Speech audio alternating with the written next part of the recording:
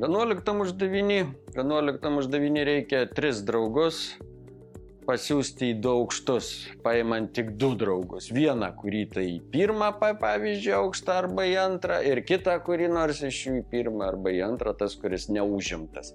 Na, šiaip tai aš čia labai jau sudėtingai suformulavau tą sąlygą. Sąlyga uždavinio suformuluota egzaminų centro tvarkingai, gražiai. Na, tai pirmas dalykas, kiek yra būdų paimti iš 3 draugų 2.